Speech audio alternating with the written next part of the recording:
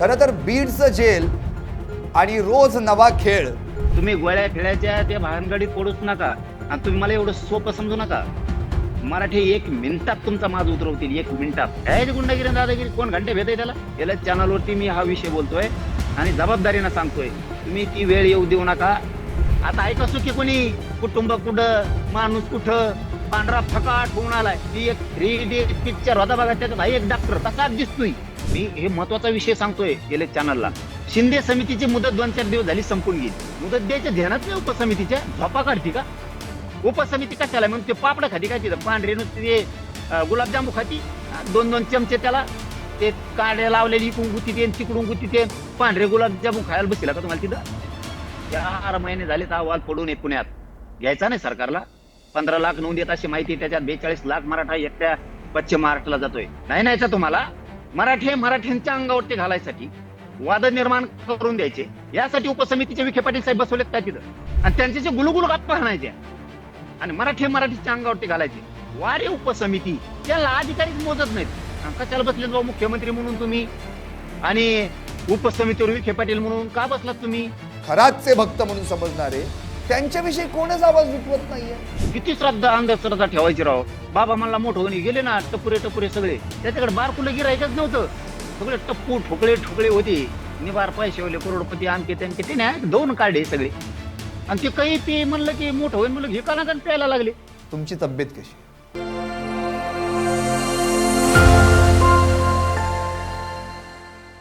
नमस्कार, मी संदीप आणि आपण पाहताय LS मराठी.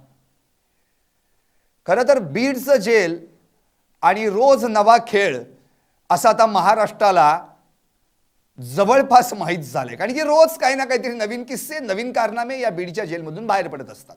या बीडच्या जेलमधील एका कैद्याची ऑडिओ क्लिप बाहेर आली आणि त्या ऑडिओ क्लिपमध्ये मला त्या वाल्मिक कराडच्या टोळीतल्या गुंडांनी मारहाण केली वगैरे असं तो बोलून गेला.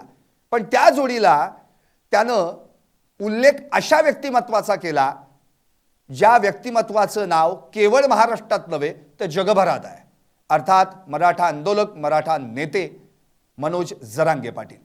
आणि त्या क्लिपमध्ये जी क्लिप जी आहे 7 मिनिट 14 सेकंदाची, त्यामध्ये 2-3 वाक्य जरांगे पाटलांशी संबंधित होते. आणि त्यातलं एक वाक्य असं होतं की जरांगे पाटलांना गोळ्या घालण्याच्या धमक्या दिल्या जातात. आता हे वाक्य जेव्हा त्या क्लिपमधून महाराष्ट्रातल्या कानाकोपऱ्यात घुमलं तेव्हा सगळीकडे एकच खळबळ उडाली. अर्थात त्यावर जरांगे पाटलांनी पलटवार देखील केला. आपल्या नेहमीच्या शैलीत, आपल्या स्पष्ट वक्तेपणामध्ये त्यांनी स्पष्टपणे सांगितलं, अरे तू गोळ्या घालणं दूरच, तू फक्त माझ्या जवळ येऊन दाखव. आणि मग नंतर मग ते एक पाय इकडे एक पाय तिकडे वगैरे त्यांची ती बोलण्याची स्टाईल आणि आपण सगळ्यांनी महाराष्ट्राला परिचित आहे. पण हे सगळं झाल्यानंतर अझर पठाणची म्हणजे बीडमधल्या त्या कैद्याची दुसरी ऑडिओ क्लिप व्हायरल झाली आणि त्यानं काल जे संभाषण केलं ते खोटं ठरवलं.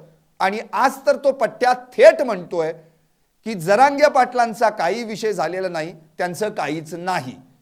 आता त्यामुळं पहिली ऑडिओ क्लिप फुसकाबाळ ठरली. आता प्रश्न हा पडलाय, मग ती खरी मानायची का ही खरी मानायची? या पठाणवर विश्वास ठेवायचा तरी कसा? त्यामुळे बीडच्या जेलमधून कैद्यांकडे फोन जातो तरी कसा आणि त्यांच्या ऑडिओ क्लिप बाहेर येतात तरी कशा? याच प्रश्नाच्या मुद्द्यावरून आपण थेट आज संवाद साधणार आहोत.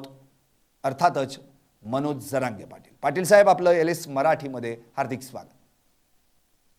धन्यवाद दादा.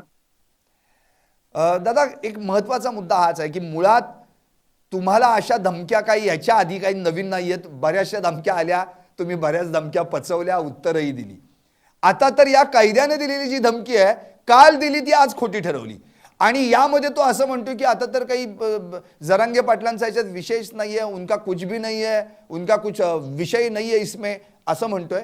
पण ते म्हणतानाच मस्साजोगचं इलेक्शन असल्यानं वाल्मिक कराडला टार्गेट केलं जात आहे आणि त्याला बदनाम करण्याचा प्रयत्न केला जातोय असं तो म्हणतोय. जो काल वाल्मिक कराडच्या टोळीतल्या गुंडांनी मला मारलं असं म्हणत होता.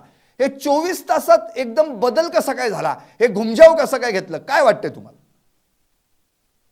नाही, आपण याच्या अगोदर दादा चव्हाण दादा एक विचार करणं गरजेचं आहे की यांच्या मानसिकता आधी बघा. मानसिकता कोणत्या थराला चालल्यात. हे काय करायला लागलेत, कोणाला अडचणीत आणायला लागलेत, हे खूप महत्वाचं आहे. याच्या अगोदर हे महत्वाचा विषय आहे. कोण बदलला, का बदलायला लावलं, का त्याला पुन्हा दबाव दिला, का त्याच्या घरी जाऊन पुन्हा काय धमक्या दिल्या, हे अनेक वेगळे वेगळे भाग आहेत. परंतु यांची मानसिकता जी आहे ना, त्या मानसिकतेतून त्यांनी बाहेर पडायला पाहिजे लवकर. कारण याचे परिणाम खूप वाईट होऊ शकतात, खूप वाईट होऊ शकतात. सामाजिक, राजकीय, वैचारिक मतभेद असलेच पाहिजेत, परंतु तुम्ही ज्या टोकाची भूमिका घेताना ती एक दिवस खूप भयान दिवस उजाडणार असणार आहे. कारण तुमच्यातली मस्ती, तुमच्यातली जी डोक्यात हवा शिरली आहे ना, आम्ही म्हणतो आणि तेच करा तरच चालतंय, तर हे मात्र चालणार नाही. आता या राज्यात अजिबात तुमचं चालणार नाही की तुम्ही म्हणताल तेच. कुणाला पण धमक्या द्यायच्या, कुणाचे पण खून करायचे. संतोष भाईंचा खून केला देशमुखांचा, यांनी त्या महादेव मुंडेंचा खून केला. तुम्ही खून पचवताल, हे शक्य नाही. आता आम्ही अन्याय सहन करावा मराठ्यांनी, हे शक्य होणार नाही. तुम्ही गोळ्या फिळ्याच्या त्या भानगडीत पडूच नका आणि तुम्ही मला एवढं सोपं समजू नका. होय, मी फक्त एक मोठ्या समाजाने माझ्यावरती, मराठा समाजानं विश्वास टाकला. माझा सोन्यासारखा समाज आहे, खूप मोठा समाज आहे या राज्यात. त्या सोन्यासारख्या समाजाला मला डाग लावायचा नाही म्हणून मी संयमान आहे. आणि हे मराठा समाज, हे क्षत्रिय आहे, हे संयम पाळतो तर पाळतो. आणि एकदा जर बिघडला ना बाबा, कोणाच्या बापाला सुद्धा आखडणार नाही. तुमची जी मस्ती ना बोलायची समाजाबद्दल कुठल्याही, मराठी एक मिनिटात तुमचा माज उतरवतील, एक मिनिटात. कारण तेवढी ताकद मराठ्यात आहे. फक्त संयमाने चाललंय. तुम्ही आमचा अंत बघू नका. तुम्ही जर अशा गोळ्या घालणार असणार तर तुमचे बी नेते का टिकणार आहेत का? जिथं सापडतील तिथं ते पण संपू शकतात. असं होऊ शकतं. जर तुम्ही आमच्यावरती हल्ले केले तर तुमच्यावरती सुद्धा होऊ शकतं, हे लक्षात ठेवा, विसरू नका. हो, तुम्ही हे ध्यानात ठेवा. तुम्ही मला धमक्या द्यायचं बंद करा. ठीक आहे. पाटील साहेब, खरं म्हणजे आता तो किती खरं किती खोटं त्यात काय तथ्य आहे? जो माणूस काल बोलतो ते आज लगेच पलटतो, उलटा फिरतो आणि सगळं दबावपोटी झाले असं म्हणतो आणि ते बाजूला पडतो. ठीक आहे, ते कुठल्या तरी कायद्याचा विषय झाला. मला एक आता या बीड जेलमध्ये जे काही आत्तापर्यंत चाललंय हे काही पहिल्यांदाच नाही. तिथं गांजा पण ह्याच्या आधी सापडलेला आहे. तीन तीन तिथल्या कारागृह अधीक्षकांच्या बदल्या झालेल्या आहेत अगदी 1-1.5 वर्षांमध्ये. आधी बक्सर मुलानी होते ते गेले, मग पेट्रोस गायकवाड आले ते गेले, मग आता ते रामराजे चांदणे आलेत. या बीड जेलमध्ये नेमकं चाललंय तरी काय? म्हणजे एकीकडे म्हटलं जातं वाल्मिक कराडची दहशत, तो बाहेर होता तरी दहशत, जेलमध्ये आहे तरी दहशत. करायचं काय या टोळ्यांचं आणि काय या गुंडांचं, जेणेकरून सर्वसामान्य माणसाला ह्याच्यातनं बाहेर पडता येईल? फडणवीस साहेबांनी याच्यात लक्ष घालणं खूप गरजेचं आहे. त्यांनी ठरवलं ना, बीड जिल्ह्याचा गुंडाराज मोडून काढायचा. अन्याय अत्याचार तिथं होतोय त्या जिल्ह्यात, ही आता होऊ द्यायचा नाही. तर त्यांनीच याच्यात लक्ष घातलं पाहिजे की जेलर कोण, का पहिला बदलला, खरं कारण शोधलं पाहिजे आणि यांची गुंडागर्दी खरंच थांबवायला पाहिजे त्यांनी. कारण त्याच्याशिवाय गत्यंतर नाही. नसता एक दिवस ना हे फडणवीस साहेबांवरती सुद्धा उलटतील. इतके यांची मानसिकता विकृत आहे ना, प्रचंड विकृत आहे. ही उभ्या महाराष्ट्रानं संतोष भैयाच्या खून झाला त्यावेळेस बघितली. विकृत मानसिकतेचे ही जी टोळी त्यांची लाभार्थी, ही सगळ्या त्यांच्या समाजाला अडचणीत आणायला लागली, सगळ्या समाजाला. कारण आपण जर एखाद्या कुणाला दुसऱ्याला बोललो ना, ते डायरेक्ट त्यांच्यावर ओढून घेते ती टोळी, लाभार्थी टोळी. आमच्या जातीला असं असं म्हणले. अरे मी जातीवर बोलतच नाही रे, जातीवर बोलतच नाही मी कधी. नेत्याला सोडत नाही, मग आमच्या असो नाही तर तुमच्या असो. आपण दुसऱ्याला जरी बोललो हे असं असं आहे तर ते म्हणणार आमच्याच जातीला बोलला. यांची जी विकृत मानसिकता आहे ना, एक दिवस खूप अडचण मोठी उभा करणार आहे. तुमचं दुसरं म्हणणं होतं की जेलमधून गुंडागिरी आणि दादागिरी करताय. काय गुंडागिरी आणि दादागिरी? कोण घंटे भेट आहे त्याला? कोण मोजित आहे? सगळ्या दुनियाचे हे भेकड. पण यांनी महिलाला त्रास दे, कुटुंबाला वेठीस धर, अधिकाऱ्यांना वेठीस धर, व्यावसायिक उद्योगपतींना वेठीस धर, त्यांना खंडाळ्या माग. मग हे आता प्रतिष्ठित लोक काय असतं, हे घाबरतेत, कुटुंब घाबरतेत आणि मग त्यातून हे दहशत पसरीत गेले. पण ज्या दिवशी यांनी मराठ्यावर हात घातला ना, संतोष भैया देशमुखांवरती, त्या दिवशी यांची सगळा माज उतरिलाय. आणि पुढे बी यांना गप्पाच नसला ना, माज उतरणार आम्ही, तुमचा हे ध्यानात ठेवा. हो, तुमची किती टोळी आहे आणि तुम्ही किती येत आणि काय होईल ना ते बघू वेळ आल्यावर. तुम्ही फक्त सोशल मीडियावर बोलू शकता रे, तुम्ही फक्त बोलू शकता, याव झालं त्याव झालं. पण लक्षात ठेवा, तुम्ही जितकं जितकं बोलता तितकं की उठाव आणि उद्रेक मोठा होणार आहे. तुम्ही फक्त तोंडाची वाफ जिरवताय, आम्ही याव करू त्याव करू. एवढे टप्पर नाही. अरे तुमचा एखादा अर्धा गाव असतं रे, पावला पावलावर मराठ्याचे गाव आहेत. तुम्ही कुंकड पळणार आहेत, तुम्ही कुंकड पळणार. ती वेळ नका येऊ देऊ. मी लय जबाबदार मोठ्या चॅनलवरती हा विषय बोलतोय, लय जबाबदारीनं बोलतोय मी. याला चॅनलवरती मी हा विषय बोलतोय आणि जबाबदारीनं सांगतोय. तुम्ही ती वेळ येऊ देऊ नका. पावला पावलावर मराठीत, पावला पावलावर ती वेळ नका येऊ देऊ. तुम्हाला फक्त वाटतंय, गोरगरिबांना काय वाटतं, जाऊ दी जाऊ दी, मराठ्यांना काय वाटतं, जाऊ दे एवढ्या वेळेस. पण ज्या दिवशी याचा डोकं गरम होणार आहे ना मराठ्यांचं, कोणाच्या बापाला सुद्धा आखडणार नाही. तुमचं जे ते सगळे ना, कोणाकडे नाही, कोणाकडे नाही, सगळ्याकडे. तुम्ही कोयत्याच्या भाषा करता, अरे कुरडी येतं इथं लोकांजवळ, त्याची काळजी नका करू. दगड आहेत लोकांजवळ, काठ्या आहेत, सगळं आहे. तुम्ही त्याची काळजी नका करू, त्या भाषेत जाऊ नका. आम्हाला फक्त वाटतं नको, राज्यात अशांतता व्हायला नको. हे राज्य चांगलं आहे. हे 10-5 नासके आले, हे लाभार्थी टोळीचे आले म्हणून आपण वेगळ्या भूमिकेकडे जायला नको. मी थोडा बी वेगळ्या विचाराचा असतो ना, तर मागच धिंगाणा झाला असता. माझं मन सगळ्यांविषयी साफ आहे. म्हणजे तुम्ही नेहमी म्हणता की मी जात वगैरे मानत नाही, जात-पात मला आवडत नाही, मी जातीवादी नाही. अनेक जण तुमच्यावर जातीवादी म्हणून आरोप करतात, फक्त मराठ्यांचंच बोलतात, फक्त मराठ्यांविषयीच त्यांना आस्था आहे वगैरे. पण संतोष देशमुख हत्या प्रकरणानंतर केवळ आणि केवळ तुमच्यामुळे, तुम्ही जो ठिय्या मांडलात त्यामुळेच केजमध्ये या ठिकाणी फिर्याद नोंदवली गेली. हे अख्ख्या महाराष्ट्रानं पाहिलं, ते कोणी नाकारणार नाही. पण हे केवळ मराठा आहे म्हणून तुम्ही केलं असंही म्हटलं गेलं. पण त्यानंतर महादेव मुंडे प्रकरणात ज्यावेळी ज्ञानेश्वर मुंडे ताई ज्या सगळीकडे अक्षरशः मला न्याय मिळावा यासाठी फिरत होत्या, तेव्हा तुम्ही आजारी होतात. पण आंतरवाली सराटीतून तुम्ही थेट त्यांचं घर गाठलं आणि मुख्यमंत्र्यांपर्यंत नेलत. तिथं कळलं महाराष्ट्राला की नाही, तुम्ही जातपात मानत नाही, तुमच्यासाठी सगळे सारखे. मग आता मला हेच म्हणायचं आहे, संतोष देशमुख प्रकरण जे आज खटला होऊन उभा देखील राहिलेला आहे, आता तारखावर तारखा पडतायत तो वेगळा भाग आहे. पण महादेव मुंडेंचं काय? आजही त्या ज्ञानेश्वर माऊलीला न्याय मिळत नाहीये. SIT नेमली आहे पंकज कुमावत यांची, इतके वर्ष झाली तो गोट्या गित्ते सापडत नाहीये. नेमकं त्या महादेव मुंडेंना कुणी मारलं, का मारलं याचं उत्तर मिळत नाहीये. काय प्रॉब्लेम आहे या केसमध्ये? आता पुन्हा एकदा तुम्ही मुख्यमंत्र्यांकडे या बाबतीत साकडं घालणार आहात का, की अरे बाबा त्या महादेव मुंडेंचं तरी बघा, बिचारा त्या माऊलीला पण न्याय मिळाला पाहिजे? त्यात दादा मुख्यमंत्र्यांची आणि सरकारची चूक आहे याच्यात. कारण इतकं क्रूर हत्या होऊन महादेवभाया मुंडेंची, तरी तुम्ही तपास करत नाही. हे बघा, शेवटी मायमाऊली ती कोणाची पण असू द्या, तिच्या कंपाळाचं कुंकू गेलं, सोन्यासारखे छोटे छोटे लेकरं तिचे कुशीत घेऊन रडायला लागतं तिला. तुम्ही जाती कशात बी आणू नका रे, तुम्ही जात कशात पण नाही मानू नका. मायमाऊली म्हणलं जातं, या राज्याची संस्कृती आहे, महिलेला मायमाऊली म्हणलं जातं. त्या मायमाऊलीचं कंपाळाचं कुंकू तुमच्या डोळ्यात देखता पुसलं तरी तुम्ही त्या आरोपीचं समर्थन करता. अशी टोळी असायला पाहिजे. हे जातीचे पाठीराखे असतात का? हे समाजाचे पाठीराखे असतात का? यांना दुःखच ते. यांचा नंगानाथ चालला होता बीडमध्ये. बीडमध्ये यांनी दहशत पसरवली होती आणि ती पुरी मुडीत काढायचं काम केलं म्हणून हे माझ्यावर जळतात. संतोष भाईचा खून झाला, क्रूरपणानं त्यांची हत्या केली, त्या केसमध्ये हे सगळे जेलमध्ये घातले म्हणून यांची जळजळ आहे माझ्याविषयी.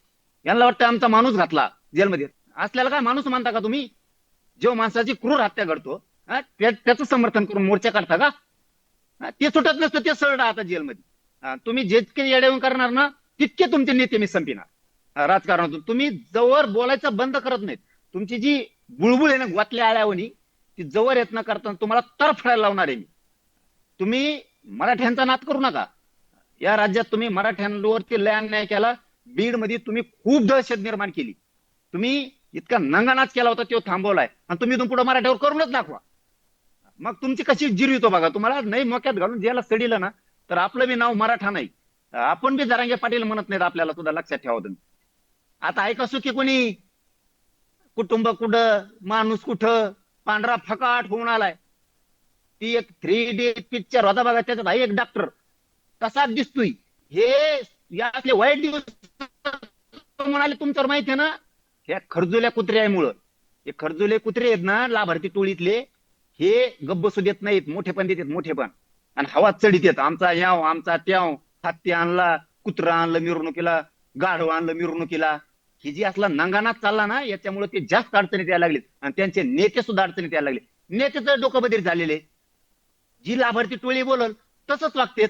अरे तुम्हाला मराठ्याने मोठं केलंय ना, तुम्ही जरा डोक्यात घ्या. तुमची लाभार्थी टोळी जितके बोलल ना, तितकं आम्ही सुद्धा तुमचा बघा कसा उठ्या करतो. तुम्ही नुसतं बघा, तुम्ही बोलत राहा, आपण जिरवीत राहणार.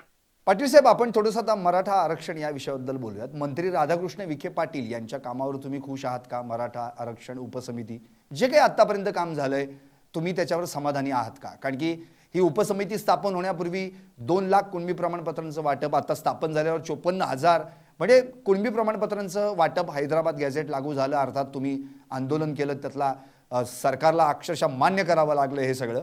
पण आता एक तुम्ही मध्ये मागणी केली होती की स्वतंत्र मराठा कुणबी मंत्रालय असलं पाहिजे. या मागणीला जो काही आता जोर तुम्ही धरलाय, त्या संदर्भात काय म्हणणं आहे? त्याच्याशिवाय न्याय गोरगरीब मराठा समाजाला दादासाहेब मिळणारच नाही, कारण ते सत्य आहे. कारण काय असतं, एखाद्या समाजाचं काम त्यांना न्याय द्यायचा असल्या, त्यांच्या वेदना जाणून जर घ्यायच्या असल्या, तर त्याच्यासाठी मंत्रिमंडळाची उपसमिती केली मराठा समाजाच्या नावानं. मग उपसमितीचं काम काय, हे साध्या शेतकऱ्यातल्या शेतात काम करणाऱ्या, शेती कसणाऱ्या गरीबातल्या गरीबाला सुद्धा कळतं. मग उपसमिती राज्य मंत्रिमंडळाची. मग मराठ्यांचे कुणबी प्रमाणपत्र किती निघाले राज्यात, किती वाटप झाले, किती नोंदी सापडल्या? 58 लाख नोंदी सापडल्या. प्रमाणपत्र किती वितरित झाले, का केले नाही? 58 लाख नोंदी सापडल्या, प्रमाणपत्र का वितरित केले जात नाहीत? ग्रामपंचायतला ती यादी का लावली जात नाही? शिंदे समितीची, मी हे महत्वाचा विषय सांगतोय एले चॅनलला, शिंदे समितीची मुदत 2-4 दिवस झाली संपून गेली. मुदत द्यायच्या ध्यानात नाही उपसमितीच्या, झोपा काढती का उपसमिती? तुम्हाला भजे खायसाठी आणली का तिथं? सरकारचे नुसते पैसे नसायचे बैठका घेऊन, नुसतं थातूर मातूर फोटो टाकायचे. आज उपसमितीची बैठक झाली, काय केलं तुम्ही त्याच्यात? शिंदे समितीला मुदत वाढ दिली नाही ना. कोणची उपसमिती? व्हॅलिडिटी आता जून मध्ये ऍडमिशन सुरू होते. लेकरा बाळाला, आमच्या गरीबाच्या लेकी बाळीला भविष्य घडवायचंय.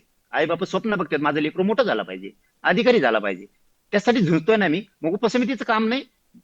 किती व्हॅलिडिटी दिल्या, का रोखून धरल्या? चाल दे. शिंदे समितीनं नोंदी शोधा. हैदराबाद गॅजेटचा जी आर काढलाय, आम्ही सरकारनं काढलाय, छाती ठोकून उपसमितीने सांगितलं पाहिजे, चला प्रमाणपत्र वितरित करा. काहीच नाही. सारथीच्या किती योजना बंद झाल्या, कशामुळे योजना बंद केल्या? निधी आहे का? भाग भांडवल किती दिलं माहित नाही. 80,000 विद्यार्थ्यांच्या शिष्यवृत्त्या थांबल्या, उपसमितीला माहित नाही. उपसमिती कशाला? म्हणून ते पापड खाती काय तिथं? पांढरे नुसते गुलाबजामू खाती, 2-2 चमचे त्याला ते काड्या लावलेली, इकडून गुती देन तिकडून गुती देन, पांढरे गुलाबजामू खायला बसला का तुम्हाला तिथं? आम्ही इधर रक्त वक्त आमचे गोरगरीब मराठी काम करून लेकरा बाळाला शिकवतात. परदेशात पोरं जाऊन बसलेत 75 पोरं. त्यांना कशाला, त्यांना कधी द्यायचे पैसे? नाही द्यायची शिष्यवृत्ती. महामंडळामार्फत, दादासाहेब तुम्ही लय महत्वाचा विषय घेतलाय समाजाच्या दृष्टिकोनातून आत्ताचा. महामंडळाचे परतावे थांबलेत 1800 कोटी का काय थकलेत, मला माहित नाही, आकडा कमी जास्त होऊ शकतो. मारायचे का मराठीचे पोरं कर्जबाजारी करून, सिव्हिल खराब करायचे, याला उपसमिती म्हणतात. सातारा संस्थांचं गॅजेटचं काय झालं? 1 महिना म्हणले ना तुम्ही, सापडा ना का? अहवाल तयार होऊन किती दिवस झालेत? 4 महिने झालेत अहवाल पडून आहे पुण्यात. घ्यायचा नाही सरकारला? 15 लाख नोंदी अशी माहिती, त्याच्यात 42 लाख मराठा एकट्या पश्चिम महाराष्ट्राला जातोय. नाही न्यायचा तुम्हाला? काय करते उपसमिती? ईडब्ल्यूएस मधून पोरं उपोषणाला बसतात, महावितरणचे पोरं तसेच पडून आहेत, शिक्षक तसेच पडून आहेत. जेवढ्या जेवढ्या भरत्या झाल्यात पोलिसामधल्या सुद्धा गृहाच्या, ईडब्ल्यूएस मधल्या 2014 पासूनचे पोरं तसेच पडून आहेत. का बरं? निवड झाल्या नाही त्यांच्या. मग नियुक्त्या द्यायचं उपसमितीचं काम नाही. उपसमिती म्हणजे काय, काय काम करते? अरबी समुद्रात छत्रपती शिवरायांचा पुतळा आहे, उभा राहिला. उपसमिती काय करते? अपमान करते काय नुसता मराठ्याचा? मराठ्यांच्या अंगावरती घालायसाठी, वाद निर्माण करून द्यायचे, यासाठी उपसमितीचे विखे पाटील साहेब बसवलेत काय तिथं? मराठवाड्यातले अभ्यासक आणि काही समन्वयक हे वारंवार मागणी करतायत, माझ्याकडे पण त्यांच्याकडे पण, की मराठवाड्याला उपसमितीचे बैठक लावा आणि सगळे प्रश्न मराठवाड्याचे सोडून घ्या. विखे पाटील साहेबाला ते जमत नाही, पण विकृत विचारांचे लोक विशेष निमंत्रण देऊन बोलवायचे आणि त्यांचे गुलगुल गप्पा हाणायच्या आणि मराठीच्या अंगावरती घालायचे. वारे उपसमिती, आम्ही खूप अपेक्षा केली होती. विखे पाटील साहेब आता खमक्या माणूस लागला, समाजाच्या लेकराचं कल्याण करील, समाजाचा अवमान होऊ देणार नाही, गोरगरिबांच्या लेकरांचं भविष्य आणि त्या भविष्याचा नरडीचा गोट विखे पाटील कधी घेणार नाहीत आणि कोणाला घेऊ पण देणार नाहीत, इतका नेबार माणूस लागलाय असं आम्हाला वाटलं होतं. मराठा समाज सुद्धा त्याच टक्क्याने मागे होता की विखे पाटील साहेब 100% मराठ्याला न्याय देणार. ते विखे पाटील साहेब तर उलटच वागायले. सारथीला निधी नाही, प्रमाणपत्र नाहीत, कुणबी प्रमाणपत्र पूर्ण थांबलेत. म्हणजे शिंदे साहेबाच्या काळात निघत होते आणि तुमच्या काळात काय काढी लागली काय? त्या टायमाला बी तेच अधिकारी होते, आता पण तेच अधिकारी आहेत. याला अधिकारीच मोजत नाहीत. कशाला बसलेत बाबा मुख्यमंत्री म्हणून तुम्ही आणि उपसमितीवर विखे पाटील म्हणून का बसलात तुम्ही? अधिकारी तुम्हाला घेऊ नये, अधिकाऱ्यांनी काम करू नये? अधिकारी मोठा झाला तुमच्यापेक्षा का? तुमचं संगनमत आहे दोघांचं मराठीचं वाटोळं करायचं, अधिकाऱ्यांचं आणि उपसमितीचं? पाटील साहेब, आणखी एक आता एक सिरियस विषय म्हणजे गंभीर विषय त्याकडे मी आता वळणार आहे आणि तो म्हणजे मराठा तरुणांचा. कारण बुलढाण्यामध्ये 2 तरुणांनी लग्न जुळत नाही म्हणून आत्महत्या केल्याचा प्रकार समोर आला आहे. तुम्ही त्यावर भाष्य केलेलं आहेच आणि आता खरी गरज आहे या तरुणांना उभारी देण्याची. तुम्ही तर म्हटलेलंच आहे की आत्महत्या कुणीही करू नका, शेतीला जोडधंदा करा, पण जगा, चांगल्या पद्धतीनं पुढे जगा, शेती करा, आणखी काहीतरी उद्योग करा, पण जीव वाया घालवू नका. मला एक प्रश्न पडलाय, आता बहुतेक तुम्हाला मराठा आरक्षणासोबत आता शेतकऱ्यांसाठी देखील लढावं लागेल आणि भविष्यात पाण्यासाठी आंदोलन करावं लागेल. तुम्हाला काय वाटतं? लढणार आहे भाऊ मी.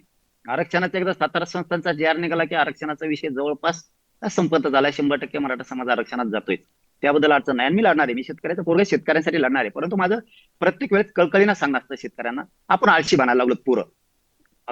जास्तीत जास्त मराठा समाजात पोरं काय करायला लागलेत, जास्तीचा वेळ नोकरीची वाट बघायला लागले, जास्तीचा वेळ व्यवसायाला घरच्यांनी पैसे दिल्यावर आपण व्यवसाय टाकू. त्या पोरांनी आळशी न बनता, नोकरीची वाट न बघता व्यवसायाकडे वाट धरली पाहिजे. आपण ट्रॅक्टर घ्या, जीप घ्या, टेम्पो घ्या, पिकअप घ्या, मोठ्या ट्रक घ्या, तुम्हाला जे घ्यायचं ते घ्या, पण तुम्ही ताकदीनं कष्ट करायचं शिका. लग्न साधा विषय आहे. तुम्ही जर कमीत असाल ना तर कोण नाकारणार आहे पोरगी द्यायला? पण आजकाल पुरं आळशी व्हायला लागले. त्याच्यामुळे ह्या मोबाईलच्या नादात ना मग ते खूप विदारक परिस्थिती व्हायला लागली. पोरांनी एक गोष्ट लक्षात ठेवा, आणि किमान मराठा समाजाच्या पोरांना सांगतो, सगळ्यांनी मिळल तो व्यवसाय करा, वाटेल ते कष्ट करा. आई बापाच्या डोळ्यात पाणी नका येऊ देऊ, आत्महत्या नका करू. पाटील साहेब, एक महत्त्वाचा की आपण पुण्यामध्ये वैष्णवे हगवणे प्रकरण घडलं होतं, तेव्हा देखील तुम्ही त्यांना न्याय मिळवून देण्यासाठी पुण्यात आला होतात. संतोष देशमुख प्रकरण घडलं, अख्ख्या महाराष्ट्रात पाहिलं तुम्ही, बीड केसमध्ये ठाण मांडून बसला होतात. अगदी महादेव मुंडे, ज्ञानेश्वरी मुंडे यांची पण भेट घेऊन तिथं देखील न्याय मिळवून देण्याचा प्रयत्न केला. तुम्ही प्रत्येक वेळी जिथं अन्याय झाला तिथं जाता आणि त्याविषयी बोलता, आणि महिलांवर अन्याय झाला असेल तर ते आपण प्रत्येक वेळी बिनधास्तपणे आपली भूमिका मांडता. आता एक प्रकरण अख्ख्या महाराष्ट्रात गाजतंय. मी अगदी शेवटचे 2 प्रश्न विचारणार, त्यातला हा आधीचा एक प्रश्न आहे, तो म्हणजे नाशिकचा भोंदूबाबा अशोक खरात. या अशोक खरातच्या आत्ताच्या सगळ्या किस्सा कारनाम्यांचा विचार केला तर अनेक पीडितांना अक्षरशः त्यांचं जीवन उद्ध्वस्त केलेलं आहे. पण ते करतानाच त्याला साथ देणाऱ्या विविध पक्षातील बड्या राजकीय नेत्यांचा, मोठमोठ्या अधिकाऱ्यांचा, यांचा देखील त्याला कुठे ना कुठेतरी त्याच्याशी सूत जुळल्याची सगळी गणितं आहेत. यांच्याविषयी कोणच बोलत नाहीये. म्हणजे आता त्याला पोलीस कोठडीत घेतलेलं आहे आणि त्याचे सगळे किस्से कारनामे बाहेर पडत आहेत. पण त्याच्यासोबत व्हिडिओ व्हायरल झालेले, फोटो व्हायरल झालेले हे सगळे जे नेते आहेत, स्वतःला आम्ही खरातचे भक्त म्हणून समजणारे, त्यांच्याविषयी कोणच आवाज उठवत नाहीये. म्हणजे इथं तेरी बी चूप मेरी बी चूप असंच म्हणायचं का? हे बघा, आम्ही हिंदू आहे, मी मराठा आहे, मी वारकरी संप्रदायाला मानतो, आपलं क्लिअर कट आहे. आणि मी श्रद्धा ठेवतो, अंधश्रद्धा नाही. किती श्रद्धा अंधश्रद्धा ठेवायची राव? बाबा मला मोठं होणे गेले ना, टपुरे सगळे, त्याच्याकडे बारकुलं गिरायकच नव्हतं, सगळे टप्पू ठोकळे होते, निबार पैसे होले, करोडपती, आमके तेमके, ते नाही 2 काढे सगळे. आणि ते काही ते म्हणलं की मोठं होईल, म्हणलं हे का ना प्यायला लागले. त्यांनी काही पण सांगायचं आणि आपण काय पण करायचं. आता किती जणांचं भविष्य टांगणे लागलं, किती जणांवर ती शितोडी उडाली, त्याचा काही मोजमाप. हे असले बाबांना हे लवकर फासावर जायला पाहिजे, हे ठेवायला नाही पाहिजे. लवकर फाशी दिली ना म्हणजे लोक मोकळे, ते ताण नको. कारण हे विषयच खूप गंभीर आहे. राजकारणी हे लोक आदर्श असतात ना, यांचा आदर्श घेतात गोरगरीब. आणि हे टपुरीचे टपुरी तिकडे हिंडायला लागल्यावर गरिबांनी कसं करायचं यांच्याकडे बघून? यांना तरी कळायला पाहिजे की आपण पुरोगामी महाराष्ट्रात आहेत, आपला विचार, आपण मोठ्या पक्षाचे आहेत आणि पक्षाचा विचार जनता घेत असती आणि आपण ती पक्ष चालवतो, ती जनता चालवतो. आपण संविधानाच्या पदावर बसलो, आपण मंत्री येतं, आपण आमदार येतं, आपण कुठं काय काय अनेक आहेत, काय अधिकारी येत जाऊन त्याच्यात. मग आता हे सगळे जर तिथं जायला लागले, लोकांनी काय करायचं हो? ही ही सत्य परिस्थिती आहे. असल्याला लवकर फाशी देणं गरजेचं आहे. तुमचा आपला मोगाचा विषय राहिला होता की महादेव मुंडेच्या प्रकरणात. खरंच सांगतो, मी जर जातीवादी असतो तर मी नसतो लढलो. मी जातीवादी असतो तर लढलोच नसतं, म्हणलं असतं मरू द्या ना तिकडं. तिच्यात लेख बघितली महाराष्ट्रात, जात नाही बघितली. आणि कुठल्याही वंजारी समाजावर अडचण नाही द्या. ते ज्या ज्या वेळेस अंतरवाली येतात ना, ह्यो पठ्ठ्या काम करतो बरं का. कित्येक तरी जर उभं करू शकतो मी मीडिया पुढं, मग करतोय का नाही. पण ज्या ज्या वेळेस एखादा बांधव गोरगरीब वंजारी समाजाचा असेल, ओबीसी समाज असेल, पठ्ठ्या काम करतो. कालचंच उदाहरण सांगतो तुम्हाला मी, कालचंच तिकडं परभणी जिल्ह्यात एक धनगर बांधवाचं पोरग मारून टाकलं तलावाजवळ. का बरं? मी तिथं जात नाही बघितली. ताबडतोब एसपी साहेबांना त्यांना फोन करून सांगितलं तातडीने गुन्हे दाखल करा, नसतं मला तिकडे यायला लागल. एसपी साहेबांनी सुद्धा सांगितलं गुन्हे दाखल होतील. ते कुटुंब बॉडी तिथे आहे दादा, ही गंभीर विषय सांगतोय. बॉडी 2 दिवस झाले भित्तीवर आहे, हम्म. बॉडीचा वास सुटलाय तरी गुन्हा दाखल नाही. कुठलं प्रशासन? कसं काय असं गृह मंत्रालय चालतंय? त्यांनी पाप केलं का? गरीब धनगराच्या कुटुंबात जन्माला पाप केलं का म्हणून त्याचं पोरग मारून टाकणार तुम्ही? वा. आणि लाभार्थी टोळीच मारायला बी. कारण की महाराष्ट्राच्या जनतेला तुमच्यासारखी माणसं ही सभागृहात बघलेली पाहिजेत.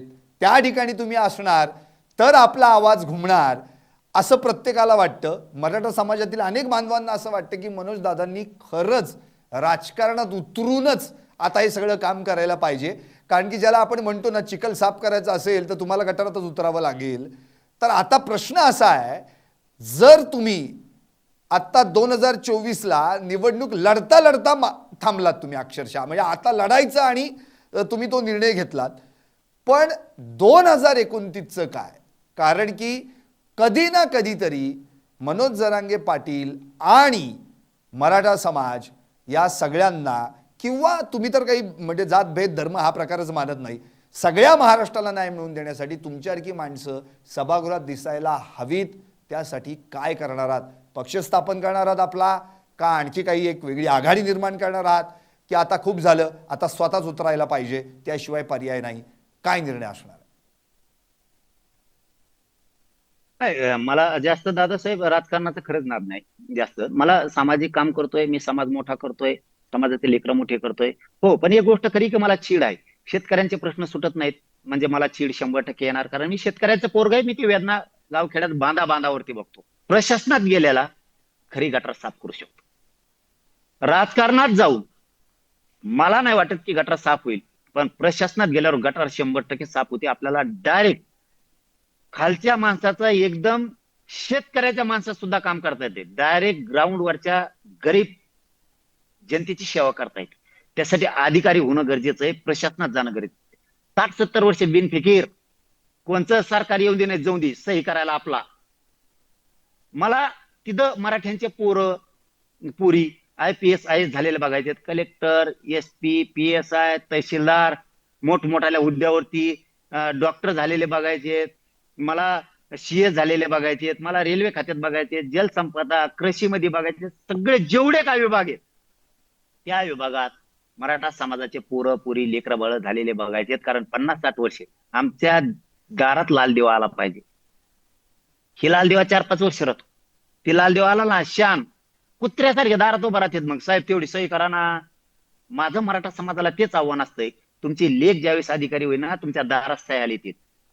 तुमचं पोरग अधिकारी झालं, तुमच्या दारात सह्या आला, दारातच उभा राहतात. साहेब करा ना, सही करा एवढी. तुमच्या दारात लाल दिवा.